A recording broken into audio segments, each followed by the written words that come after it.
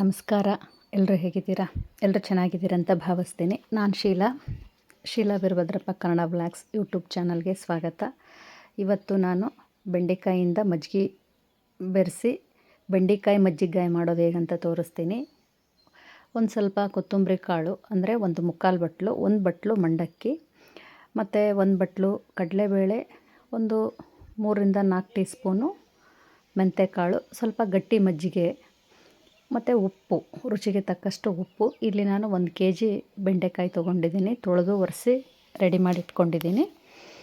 ಮತ್ತು ಇದನ್ನೆಲ್ಲ ಸಣ್ಣಗೆ ಮಿಕ್ಸಿ ಮಾಡಿಕೊಂಡೆ. ಏನೇನೆಂದರೆ ಕಡಲೆಬೇಳೆ, ಉಪ್ಪು, ಕೊತ್ತಂಬರಿ ಕಾಳು, ಮಂಡಕ್ಕಿ ಮತ್ತು ಮೆಂತ್ಯಕಾಳನ್ನ. ನೋಡು, ಇದು ಒಣಗಿದ ಮೇಲೆ ಈ ರೀತಿ ಆಗುತ್ತೆ, ಕರಿದ ಮೇಲೆ ಈ ರೀತಿ ಆಗುತ್ತೆ. ನಾನು 1 kg ಬೆಂಡೆಕಾಯಿ ತೊಗೊಂಡಿದ್ನಲ್ಲ, ಅದನ್ನು ಮಾಡುವಾಗ ಸ್ವಲ್ಪ ಕಡಿಮೆ ಮಾಡಿದೆ, ಅದು ಈ ರೀತಿ ಆಯಿತು. ನೋಡಿ, ಇದು ಕರಿದ ಮೇಲೆ ಈ ರೀತಿ ಬರುತ್ತೆ. ಇದನ್ನು ಯಾವ ರೀತಿ ಮಾಡೋದು ಪ್ರೊಸೀಜರ್ ಅಂತ ನಾನು ತೋರಿಸ್ತೀನಿ, ನೋಡೋಣ ಬನ್ನಿ. ಈ ಗಟ್ಟಿ ಇರೋ ಮಜ್ಜಿಗೆಗೆ ಸ್ವಲ್ಪ ನೀರು ಹಾಕ್ಕೊಳ್ಳಿ, ಯಾಕಂದರೆ ಈ ಮಿಕ್ಸಿ ಮಾಡಿರೋ ಪೌಡ್ರನ್ನ ಇದರಲ್ಲಿ ಹಾಕಿದಾಗ ಇದು ಮತ್ತೆ ದಪ್ಪ ಸ್ಥಿತಿ ಬರುತ್ತೆ, ಅಂದರೆ ಮಂದವಾಗುತ್ತೆ ಇದು ಮಜ್ಜಿಗೆ. ಹಾಗಾಗಿ ಆ ಮಜ್ಜಿಗೆಗೆ ಮುಂಚೆಗೆ ಒಂದು ಅರ್ಧ ಗ್ಲಾಸ್ನಷ್ಟು ನೀರು ಹಾಕ್ಕೊಳ್ಳಿ. ಆಮೇಲೆ ಈ ಮಿಕ್ಸಿ ಮಾಡಿದ ಪುಡಿನೆಲ್ಲ ಇದಕ್ಕೆ ಬೆರೆಸ್ಬಿಡಿ. ಉಪ್ಪು, ಕೊತ್ತಂಬರಿ ಕಾಳು, ಮೆಂತ್ಯಕಾಳು, ಕಡಲೆಬೇಳೆ, ಮಂಡಕ್ಕಿ ಇದಿಷ್ಟನ್ನು ಮಿಕ್ಸಿ ಮಾಡಿದ್ವಲ್ವ, ಇದನ್ನು ಮಜ್ಜಿಗೆ ತೆಗೆದಿಟ್ಕೊಂಡಿರೋ ಪಾತ್ರೆಗೆ ಹಾಕಿ ಅದನ್ನು ಚೆನ್ನಾಗಿ ಆ ಮಿಶ್ರಣ ಚೆನ್ನಾಗಿ ಕಲಿಯೋದಕ್ಕೆ ಬಿಡಿ. ಇದಾದ ನಂತರ ಬೆಂಡೆಕಾಯಿನ ತೊಳೆದು ಕ್ಲೀನಾಗಿ ಒಂದು ಒಣ ಬಟ್ಟೆಯಿಂದ ಎಲ್ಲ ಒರೆಸ್ಕೊಂಡು ಬಿಡಬೇಕು. ಬೆಂಡೆಕಾಯಿ ಒಂಚೂರು ಒದ್ದೆ ಅಂಶ ಇರಬಾರ್ದು ಬೆಂಡೆಕಾಯಿಗೆ, ಯಾಕಂದರೆ ಲೋಳೆ ಆಗಿಬಿಡುತ್ತೆ ಅದು ಒದ್ದೆ ಅಂಶ ಇದ್ದರೆ. ಬೆಂಡೆಕಾಯಿನ ಹಿಂದೆ ಮುಂದೆ ತುಂಬನ್ನ ಕಟ್ ಮಾಡಿ ತಕ್ಕೊಂಡು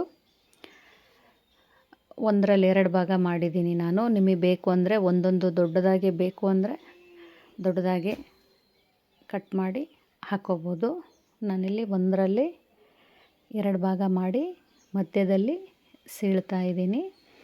ನಾವು ಮಜ್ಜಿಗೆ ಮೆಣಸಿನ್ಕಾಯಿ ಮಾಡ್ತೀವಲ್ವ, ಮಜ್ಜಿಗೆ ಮೆಣಸಿನ್ಕಾಯಿ ಮಾಡುವಾಗ ಮಧ್ಯದಲ್ಲಿ ಸೀಳ್ತೀವಲ್ವ, ಅದೇ ಥರ ಬೆಂಡೆಕಾಯಿನೂ ಮಧ್ಯದಲ್ಲಿ ಚಾಕುವಿಂದ ಸೀಳ್ತಾ ಇದ್ದೀನಿ. ಮಜ್ಜಿಗೆ ಮೆಣಸಿನ್ಕಾಯಿ ಮಾಡುವಾಗ ಮೆಣಸಿನ್ಕಾಯಲ್ಲಿರೋ ಮೆಣಸಿನ್ಕಾಯಿ ಬೀಜನ ತೆಗಿತೀವಿ, ಕಾರಣ ಸ್ವಲ್ಪ ಖಾರ ಕಡಿಮೆ ಆಗಲಿ ಅಂತ. ಈ ಬೆಂಡೆಕಾಯಲ್ಲಿರೋ ಬೀಜ ಏನು ತೆಗಿಯೋ ಅವಶ್ಯಕತೆ ಇರಲ್ಲ. ಬೆಂಡೆಕಾಯಿ ಬೀಜದಲ್ಲಿ ಸಾಕಷ್ಟು ಪೋಷಕಾಂಶಗಳಿರುತ್ತವೆ, ಹಾಗಾಗಿ ಬೆಂಡೆಕಾಯಲ್ಲಿರೋ ಬೀಜ ತೆಗಿಯೋದೇನು ಬೇಡ.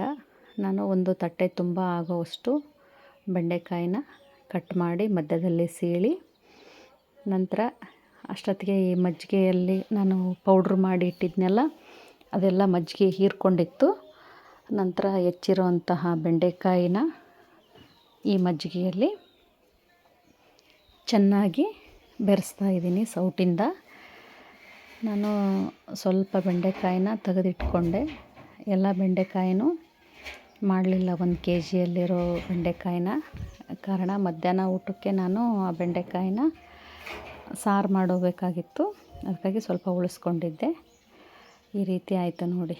ಎಲ್ಲ ಬೆರೆಸಿ ಆದಮೇಲೆ ಇದನ್ನು 1 ದಿನ ಪೂರ್ತಿ ಇದೇ ರೀತಿ ಮಜ್ಜಿಗೆಯಲ್ಲಿ ನೆನೆಯೋದಕ್ಕೆ ಬಿಡಬೇಕು. 1 ದಿನ ಪೂರ್ತಿ ನೆನೆದ್ರೆ ಅದು ಬೆಂಡೆಕಾಯಿ ನಾವು ಹಾಕಿರೋಂಥ ಎಲ್ಲ ಮಸಾಲ ಪದಾರ್ಥಗಳನ್ನ ಹೀರ್ಕೊಳ್ಳುತ್ತೆ. ಈ ರೀತಿ ಒಂದು ತಟ್ಟೆಯಲ್ಲಿ 1 ದಿನ ನೆನೆದಾದ್ಮೇಲೆ ತೆಗೆದಿಸಿ ಚೆನ್ನಾಗಿ ಬಿಸಿಲಲ್ಲಿ ಒಣಗಿಸ್ಬಿಟ್ರೆ ಬೆಂಡೆಕಾಯಿ ಮಜ್ಜಿಗೆಕಾಯಿ ರೆಡಿ ಆದಂಗೆ. ನೋಡಿ ಎಷ್ಟು ಚೆನ್ನಾಗಾಗಿದ್ದಾವೆ ಅಂತ. ಎಣ್ಣೆ ಚೆನ್ನಾಗಿ ಕಾಯಿಸ್ಬಿಟ್ಟು ಒಂದು 4 ದಿವಸ ಬೇಕು ಇವು ಒಣಗೋದಕ್ಕೆ ಬಿಸಿಲಿಗೆ. ಎಣ್ಣೆ ಚೆನ್ನಾಗಿ ಕಾದ್ಮೇಲೆ ಎಣ್ಣೆಯಲ್ಲಿ ಹಾಕಿ ಕ್ರಿಸ್ಪಿ ಆಗೋವರೆಗೂ, ಒಂಬಣ್ಣ ಬರೋವರೆಗೂ ಕರೆದುಬಿಟ್ರೆ ನೀವು ಅನ್ನದ ಜೊತೆಯಲ್ಲಿ ಇದನ್ನು ತಿನ್ನೋದಕ್ಕೆ ತುಂಬ ರುಚಿಯಾಗಿರುತ್ತೆ. ಇದನ್ನು ನೀವೆಲ್ಲ ಟ್ರೈ ಮಾಡಿ ಅಂತ ನಾನು ಕೇಳ್ಕೊಳ್ತೀನಿ. ಹಾಗೆ ನನ್ನ ಚಾನಲ್ನ ಸಬ್ಸ್ಕ್ರೈಬ್ ಮಾಡಿ, ಲೈಕ್ ಮಾಡಿ, ಶೇರ್ ಮಾಡಿ, ಕಮೆಂಟ್ಸ್ ಮಾಡಿ ಅಂತ ಕೂಡ ಕೇಳ್ಕೊಳ್ತೀನಿ. ದಯವಿಟ್ಟು ತಪ್ಪದೆ ವಿಡಿಯೋನ ಎಲ್ಲರೂ ಪೂರ್ತಿಯಾಗಿ ನೋಡಿ. ಏನಾದರೂ ಮಿಸ್ಟೇಕ್ಸ್ ಇದ್ದರೂ ತಿಳಿಸಿ. ಏನಾದರೂ ಸರಿ ಅನಿಸಿದ್ರೂ ತಿಳಿಸಿ ಅಂತ ಕೇಳ್ಕೊಳ್ತೀನಿ. ಇದು ಟೇಸ್ಟು ತುಂಬ ಚೆನ್ನಾಗಿತ್ತು. ನೀವು ಇದನ್ನು ಟ್ರೈ ಮಾಡಿ ನೋಡಿ. ಎಷ್ಟು ಚೆನ್ನಾಗಿತ್ತು, ಎಷ್ಟು ಚೆನ್ನಾಗಿ ಕ್ರಿಸ್ಪಿ ಕೂಡ ಆಗಿದ್ವು. ಮಜ್ಜಿಗೆ ಮೆಣಸಿನ್ಕಾಯಿ ಎಲ್ಲರೂ ಸಾಮಾನ್ಯವಾಗಿ ಮಾಡಿರ್ತೀರ.